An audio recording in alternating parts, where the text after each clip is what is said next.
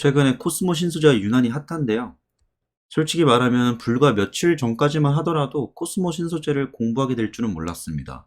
근데 요즘 계속 이렇게 불꽃놀이를 하기 때문에 눈에 띄기도 하고, 현재 주주는 아니지만 그래도 2차전지 섹터 내에서 제가 관심 갖고 있던 종목들 중에서 리스트를 쭉 뽑아보면 10종목 중에서 5번째, 4번째 정도 되는 종목이었기 때문에 공부 내용을 좀 공유 드리려고 합니다. 일단 큰 틀에서 보면 가격과 가치로 나눠서 봐야 될 것 같고요. 먼저 가격 얘기부터 좀 드리는 게 좋을 것 같은데, 오늘 장중에 슈팅을 쐈다가 지금 현재 오후 2시 53분인데 좀 내려와 있어요. 시총이 거의 7조에 임박하고 있습니다. 시세 및 주주 현황에서 그렇게 특별하다라고 볼 수 있는 건 없어요. 뭐 유통 비율이 되게 적다더니 아니면 뭐 외국인 비율이 많다더니 이런 내용은 별로 없고요. 실제로 외국인 지분율이 13.03%인데 에코프로비엠도 과거에 이 정도 될 때가 있었고요. 주가가 많이 올라오면서 상대적인 외국인 지분율이 많이 빠져서 에코프로비엠은 현재 8% 정도 됩니다. 그거에 비하면 많죠. 근데 외국인 지분율이 많은 걸로 유명한 건 LNF입니다. LNF가 25% 정도 돼요. 현재 주요 주주로는 코스모 화학과 국민연금공단이 있는데, 얘가 약간 에코프로비엠을 비교하면 코스모 신소재가 에코프로비엠이고 코스모 화학이 에코프로인 셈이죠. 물론 약간의 양상은 다르긴 한데 그런 구조고요. 2대 주주로 국민연금공단이 들어와 있습니다. 얘네가 은근 짬밥이 길어요. 1967년도에 설립이 돼가지고 원래는 기능성 필름 쪽으로 집중을 하던 회사였어요. 그러다가 신사업으로 2차전지 양극화 물질, 토너용 자성체 등을 판매하고 있고, 이 2차전지 파도에 한번 들어오기 전에는 예전에 MLCC 쪽으로 집중을 하던 회사였습니다. 그러니까 필름으로 시작을 해서 MLCC 갔다가 이제 2차전지 양극화 물질로 오고 있는 거죠. 근데 이 속도감이 굉장히 빨라요. 그래서 과거까지만 하더라도 기능성 필름이란 토너가 전체 매출 구성에서 대부분이었는데, 지금 최근 업데이트된 걸 기준으로 보면 74.37%이고요. 앞으로는 기존에 하던 사업들을 버리고 그냥 양극화 물질로 집중하지 않을까라는 생각도 좀 듭니다. 그리고 그 밖에 펀더멘털이나 뭐 어닝, 컨센서스 이런 거를 보면 이것들을 기준으로 지금 회사가 어떤 상태인지를 진단하기 좀 어려운 상태이고요. 조금 더 시간이 지나고 매출과 자본금이 좀 누적된 후에 보는 게 좋을 것 같아요. 그리고 여기 나와 있는 게 밴드 차트예요. PER 밴드 차트, PBR 밴드 차트. 제 영상을 예전부터 보신 분들은 알겠지만 제가 종종 기업 설명할 때 혹은 기업 리포트 읽을 때 이걸 좀 많이 보여드립니다. 왜냐면 되게 직관적이거든요. 그냥 위에 있는 두 선이 PER이 높다, 아래가 낮다 라고 생각을 해서 아래에 있을수록 저평가, 위에 있을수록 고평가, 이렇게 그냥 단순하게 이해하기 너무 편한데요. 이게 PER을 많이 보시다 보면 느끼는 건데, PER이 낮다고 해서 꼭 돈을 벌어다 주는 것도 아니고, PER이 높다 해가지고 꼭 손해보는 것도 아닙니다. 그 종목을 투자한다 해서. 그러니까 오히려 대세주들은 PER을 계속 높여가요. 그러니까 기준을 본인들이 만들어가는 기업들이 있거든요. 그러니까 예를 들어 드리면 반도체 업계만 놓고 본다면 지금 반도체 업계가 자리 잡은 지 꽤 오래됐잖아요. 그래서 기준은 삼성전자랑 SK 하이닉스가 만듭니다. 그러니까 간단한 논리입니다. 반도체 업계 내에서 삼성전자와 SK 하이닉스한테 하청을 받고 있는데 삼성전자보다 비싸질 순 없죠. 시가총액이. 그래서 밸류에이션 기준치가 명확히 나와 있어요. 그래서 현재 반도체 업계는 구조적 성장 섹터라고 보기보다는 성장이 완성되어 있는 성숙 구간으로 보는 게 맞는 거고요. 그러다 보니까 밸류에이션의 기준치 잣대 자체가 굉장히 정형화되어 있습니다. 그래서 삼성전자가 메모리 반도체 하나 만들 때 그 공정 단계에서 각각의 기업들이 개입을 한다면 그 개입되는 기업들의 어떤 PER은 대부분 비슷해요. 적자 기업이 아니라면 대부분 비슷합니다. 그런 섹터 내에서는 위에 해당된다면 비싸다, 보라색이면 조금 비싸다, 노란색이면 좀 많이 비싸다, 초록색이면 싸다, 빨간색은 너무 싸다, 이렇게 표현할 수가 있는 건데, 그렇게 표현될 수 있는 전제 조건은 동종 업계 내에서 동종 산업에서 비슷한 일을 하거나 비슷한 재화를 만들거나 혹은 동일한 재화를 생산하는데 공정 단계가 다르거나 이럴 때 그 정형화 되거든요.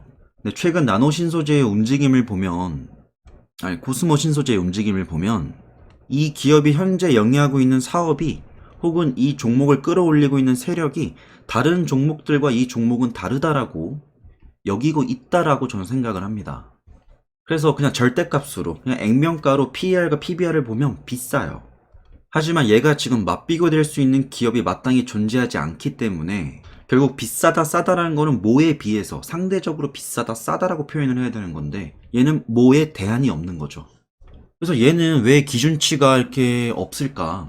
물론 기준치가 없는 게 얘한테는 지금 엄청 좋은 상황인 건데 어떤 특이점을 가지고 있을까를 좀 봤어요. 그걸 보기 전에 뭐 지분 현황에 대해서 잠시 살펴보면 최근에 뭐 장내 매도를 한 사람은 전혀 없더라고요. 대부분의 주주 명단에 있는 사람들이 장내 매수를 했거나 아니면 우리 사주가 증가했거나 뭐 임원 퇴임했거나 이런 케이스를 빼고서는 국민연금공단의 리밸런싱 외에는 매도 물량이 안 나오고 있다는 건 굉장히 좋은 시그널입니다. 우리보다 훨씬 더 회사의 내부자인 사람들이 일단 매도하지 않고 있다는 거는 어느 정도 최근의 주가 상승에 대한 근거를 그들은 찾고 있다는 것이죠. 그래서 여튼 가격에 대한 이야기는 여기까지만 하고요. 그냥 본격적으로 이 회사가 뭘 하는지 정도는 좀 이해할 필요가 있을 것 같아요. 저는 개인적으로 회사의 홈페이지를 매우 중요하게 생각을 합니다. 그러니까 가게를 갈 때 가게의 간판 같은 느낌이랄까요? 내가 이 회사에 대해서 알아가기 전에 먼저 딱 만나게 되는 그 첫인상이 이 홈페이지라 생각을 해요. 그래서 제가 투자를 집중하고 있는 종목들을 보면 대부분 다 홈페이지를 야무지게 꾸며놨습니다. 근데 솔직히 말하면 홈페이지가 그렇게 뭐 다른 기업들에 비해서는 뭐 에코프로비엠이나 뭐 포스코 쪽이나 그럼 지금 완전 메이저 애들보다는 상대적으로 조금 덜 세련되긴 했는데 내용들은 굉장히 충실하더라고요. 딴 거 볼 거 없이 제품 정보보다는 회사 소개 들어가 보는 게 좋을 것 같고요. 얘네가 원래 하던 게 아까 말씀드렸던 것 같이 토너도 했는데 최대 마그네틱 테이프 공급자로서의 위상을 확고히 하고 있습니다. 그래서 실제로 2차전지가 뜨기 전엔 잠깐 MLCC 관련주로 떴던 거 외에는 약간 그 대세 섹터에 속하지는 못하는 종목이었어요. 근데 이제 2차전지 뜨면서 얘네가 급떡상을 하기 시작한 거죠. 그래서 현재 집중하고 있는 거는 2차전지용 양극 활물질, 그리고 MLCC 2형 필름, 반도체 패키지용 정착 필름, 그 외에 레이션 필름 등 디스플레이 소재 사업으로도 좀 하고 있고 2차전지도 같이 하고 있는 모습입니다. 근데 제가 볼 때는 디스플레이 쪽보다는 2차전지 쪽, 특히나 양극화 물질 쪽으로 좀 더 집중을 할 것 같아요, 회사가. 그래서 지난번에 IRA 관련된 영상에서 제가 한번 말씀드린 적이 있는데 요 양극화 물질, Cathode Active Material Application, 얘가 현재 활용될 수 있는 게 뭐 스마트폰, 태블릿 PC, 그 외에도 전기 자전거, 전기 자동차, ESS, 소형과 대형용 2차전지에 다 쓰이고 있고요. 여기까지는 사실 얘네가 지금까지 해온 것들이 좀 기록되어 있는 거예요. LCO랑 NCM 쪽으로 안정성 확보하고 고밀도 고전압 제품 만들어내고, 특히나 여기서 동일 부피에서의 고밀도를 구현해낼 수 있다.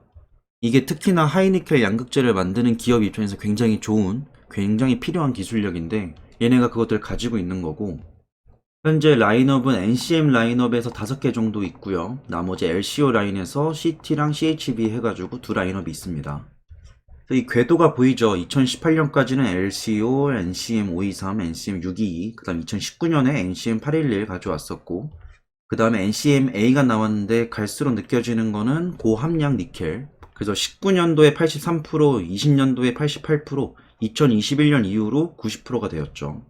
사실 우리가 하이니켈에 부르려면 95% 이상인데 여기선 일단 21년도부터 90% 이상을 구현해냈고, 여기서도 갈래가 나뉘어져요. 첫 번째 목표는 조금 더 적은 양 3% 이하의 코레스 쪽으로 가는 거고, 이게 코발트 레스고요. 그 이후에는 코발트를 아예 빼는 구조로 가는 겁니다.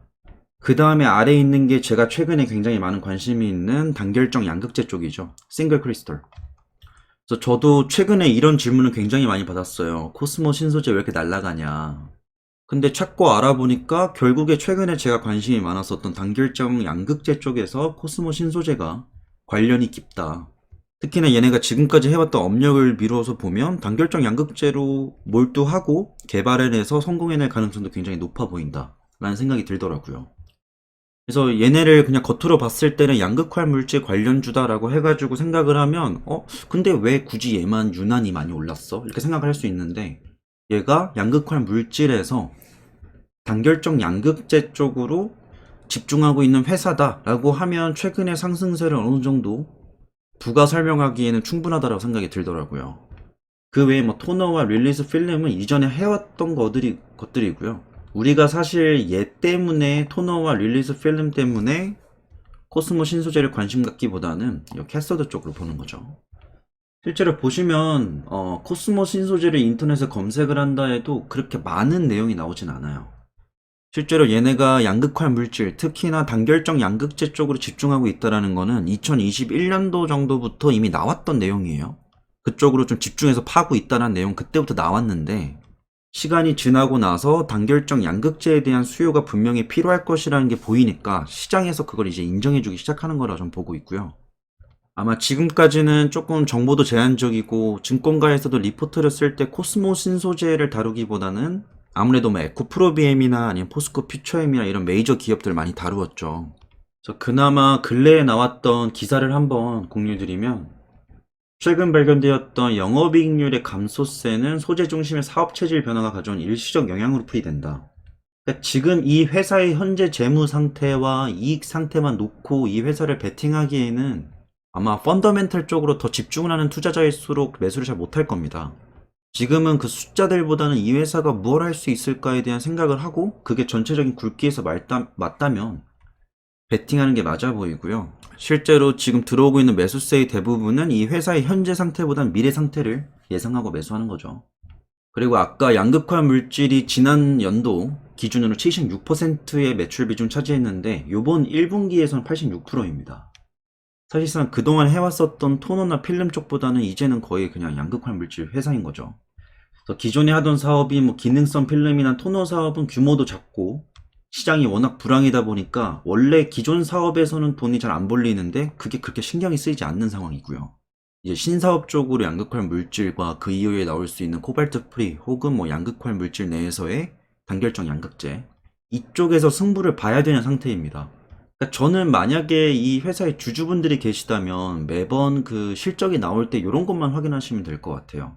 저는 오히려 기능성 필름이나 토너 사업을 좀 접고 양극화 물질 쪽으로 몰두하는 모습이 보이는 게 오히려 더 긍정적인 시그널이라 생각을 하고요. 잘 되는 걸 밀어야죠. 그러니까 우리가 공부할 때도 그렇잖아요. 어떤 과목이 잘 안 나오면 그 과목에 아무리 해도 안 되면 그거 포기하고 다른 과목 파는 게 낫잖아요. 그것처럼 지금 대세 흐름을 타고 있는 산업 내에서의 승부를 보려는 움직임들이 나오고 있고, 아마 당장 막 매출이나 이익이나 아니면 자본 상태가 비약적으로 막 눈부시게 발전하진 않을 겁니다. 근데 그쪽에서 승부를 봐서 성공을 한다면 분기 개념은 아니더라도 연간 개념으로 꽤 많이 성장할 수 있다고 봐요. 물론 그걸 확인하고 나서 투자를 하기에는 많이 늦을 수 있겠죠. 그래서 뭐 이에 대한 리포트를 쓰는 사람들이 굉장히 많이 나올 거고, 증권가에서도 코스모 신소재를 조만간 많이 다룰 겁니다. 왜냐, 시총 많이 올랐고 핫해졌으니까. 근데 만약에 이 회사를 현재 재무상태표를 보여주면서 밸류에이션을 하고 있다면 그 리포트는 닫으셔도 됩니다. 얘한테 투자 포인트를 찾기 위해서는 과거와 현재보다는 미래를 좀 봐야 돼요. 근데 개인적으로 많은 관심이 있었던 단결정 양극재 쪽으로 집중하고 있는 모습을 보면 저는 꽤나 많은 흥미가 가고요. 물론 지금 시점에서 현 시점 제가 보유자는 아니지만 얘는 충분히 관심 가질만 하다라는 생각이 듭니다. 여튼 저도 코스모 신소재에 대해서 이제 막 공부를 시작하고 있는 단계이고요. 뭐 훨씬 더 많이 아시는 분들이 있을 겁니다. 지난 영상에서 댓글로 아시는 거 있으면 같이 공유해 주시면서 이야기 하자니까 되게 많은 분들이 좋은 댓글 남겨주시더라고요. 저도 그거 덕분에 좀 많은 공부가 되었기 때문에 혹시 코스모 신소재에서 짬밥이 좀 오래되셔가지고 잘 아시는 분들이 있으면 댓글로 한번 이렇게 공유 주시면 서로서로 윈윈할 수 있을 것 같습니다. 오늘의 영상은 여기까지입니다.